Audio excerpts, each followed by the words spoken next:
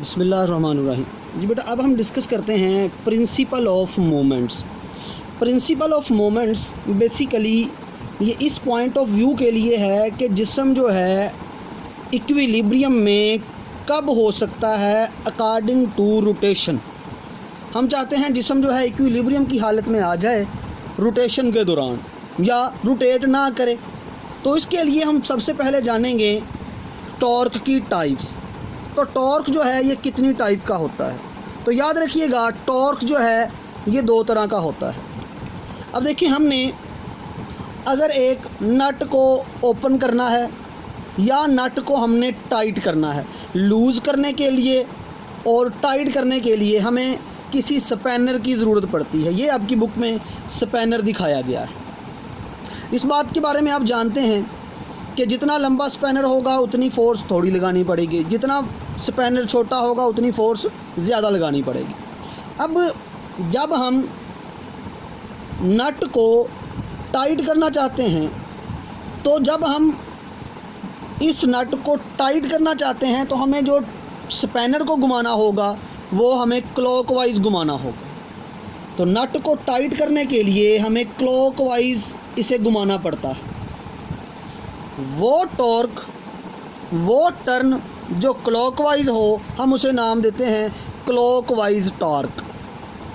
और अगर हमने नट को लूज़ करना हो तो नट को लूज़ करने के लिए हमें उसकी मुखालफ सिमत में घुमाना पड़ता है, और मुखालफ सिमत को नाम दिया जाता है एंटी क्लॉकवाइज। तो जब नट को लूज़ करना है तो एंटी क्लॉकवाइज घुमाना होगा, और जब नट को टाइट करना है तो क्लॉकवाइज घुमाना होगा।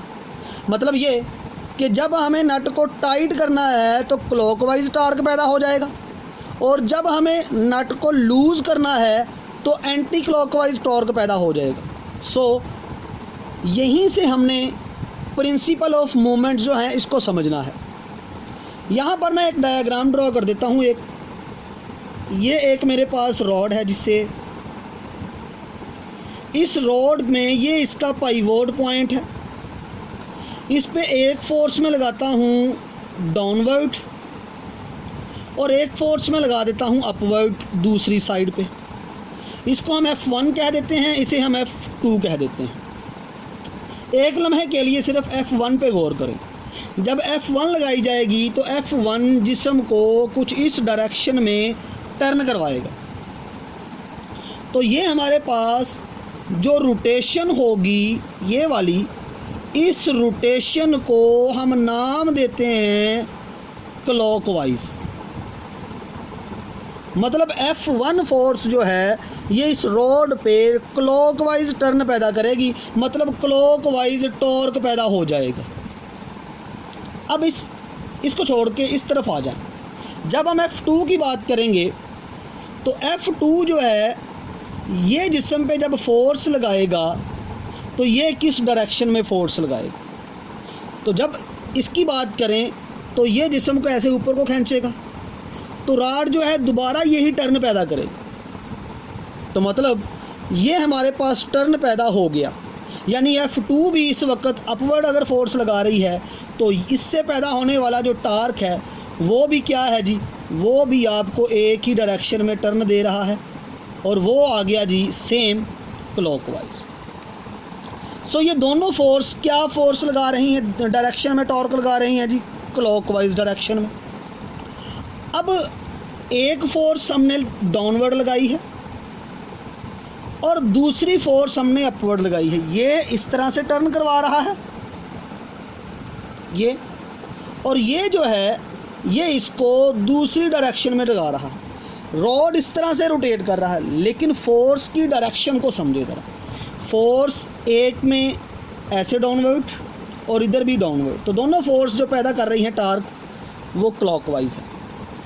अब हम बात करते हैं कि ये रॉड है, इस रॉड पे जो हम फोर्स लगा रहे हैं, एक फोर्स ऐसे डाउनवर्ड F1 और दूसरी फोर्स ये इस तरफ डाउनवर्ड। अब ये फोर्स जो टॉर्क पैदा करवाने की कोशिश करेगी वे इस तरफ करेगी जो कि क्लॉकवाइज है, और ये इस तरफ, इसको छोड़ के हम देखें तो ये इस तरफ टर्न करवाने की कोशिश करेगी ऐसे।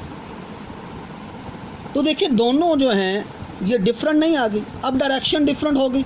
ये अगर क्लॉकवाइज है तो ये जो फोर्स इसको रोटेट करवाने की कोशिश कर रही है, तो ये फोर्स की डायरेक्शन क्या है जी? ये फोर्स की डायरेक्शन है एंटी क्लॉकवाइज, यानी ये क्लॉकवाइज फोर्स और ये एंटी क्लॉकवाइज फोर्स की डायरेक्शन आ गई। हम इसी से बात कहते हैं कि यहाँ पर फोर्स ने जो टर्न करवाया वो क्लॉकवाइज टॉर्क दिया, और इस फोर्स ने जो टर्न करवाया इसने एंटी क्लॉकवाइज टॉर्क दिया। अगर क्लॉकवाइज फोर्स के पैदा होने वाला टॉर्क और एंटी क्लॉकवाइज फोर्स की वजह से पैदा होने वाला टॉर्क, मतलब क्लॉकवाइज टॉर्क और एंटी क्लॉकवाइज टॉर्क, ये दोनों बराबर हो जाते हैं, तो जिस्म जो है ये रोटेट नहीं करेगा, बल्कि जिस्म जो है वो स्टेबल हो जाएगा। इसी को क्या कहा जाता है? Principle of moments. A body balanced if sum of clockwise movement acting on the body is equal to the sum of anti clockwise movement acting on it, यानी वो टार्क जो जिस्म पे लग रहे हैं क्लॉकवाइज के और जो जिस्म पे लग रहे हैं एंटी क्लॉकवाइज के, उनका सम जो है वो ज़ीरो होगा, तो हम कहेंगे कि जिस्म स्टेबल हो गया है, बैलेंस हो गया है। अब इसका मतलब ऐसा क्यों है? जब हम क्लॉकवाइज टॉर्क की बात करते हैं तो क्लॉकवाइज टॉर्क जो है इसको नेगेटिव लिया जाता है, याद रखिएगा। क्लॉकवाइज टॉर्क नेगेटिव होता है और एंटी क्लॉकवाइज टॉर्क जो है ये पॉजिटिव माना जाता है। तो अगर फोर्स एक जैसी होगी तभी टॉर्क जो है वो एक जैसा हो, तो जब दोनों को ऐड करेंगे तो हमारे पास जो आंसर होगा वो ज़ीरो आ जाएगा, तो जिस्म स्टेबल हो जाएगा, बैलेंस हो जाएगा। तो ये हमने, अब आप देखें ये एक सीसा दिखाया गया है। इस सीसा के ऊपर बच्चे जो है वो झूला लेना चाहते हैं। ये बच्चा एक बैठा है और इस बच्चे का देखिए डिस्टेंस, ये इसका जो पॉइंट है जिसके गिर्द इसने रोटेट करना है, इसको कहा जाता है पाइवोट पॉइंट। यहाँ पर ये बच्चा बैठा है और इसका मैस स्मॉल है, यानी स्मॉल वेट है, यानी ये आपके पास फोर्स F1 आ गई और ये लार्ज फोर्स है जो कि F2 आ गया। लेकिन इसका डिस्टेंस यहाँ से थोड़ा है और इसका डिस्टेंस यहाँ से ज़्यादा है। क्यों? क्योंकि ये मूवमेंट ऑफ फोर्स जो है जब हमने पैदा करवाना है तो ये मूवमेंट आर्म ज़्यादा होगा, तो फोर्स थोड़ी चाहिए। तो यहाँ पर हमने दूर करके जिस्म को बिठाया, उसका मैस थोड़ा होना चाहिए, उसका वेट कम होना चाहिए। अब इस बच्चे का वेट जो है वो ज़्यादा है। अब इस बच्चे का अगर वेट ज़्यादा है तो इसको हम दूर नहीं बिठा सकते। अगर दूर बिठाएंगे तो फोर्स ज़्यादा हो जाएगी, ये टार्क ज़्यादा पैदा करेगा, ये नीचे चला जाएगा, ये बच्चा ऊपर उठ जाएगा।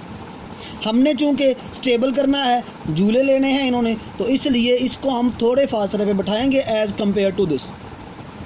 अब आ जाएं इस साइड पे, ये एक वेट और एक ये वेट। अगर दोनों का वेट बराबर है तो क्लॉकवाइज टार्क और एंटी क्लॉकवाइज टार्क किससे पैदा होने वाला? ये क्या आ गया? क्लॉकवाइज, ठीक है। और ये क्या आ गया जी? Anti clockwise. तो एंटी क्लॉकवाइज और क्लॉकवाइज टार्क जब बराबर हो जाएंगे तो जिस्म स्टेबल हो जाएगा, बच्चे जो है वो झूला नहीं ले पाएंगे, यानी कि वो अपने डिस्टेंस को आगे पीछे करके झूला फिर आसानी से ले भी सकते हैं।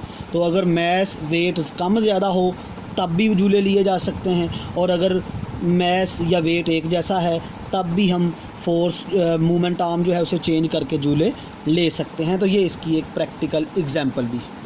तो ये आपने इसको याद करना है। इसमें जो याद करने वाली मेन बात है वो क्लॉकवाइज टार्क आपको पता होना चाहिए क्या है, और एंटी क्लॉकवाइज टार्क आपको पता होना चाहिए क्या है।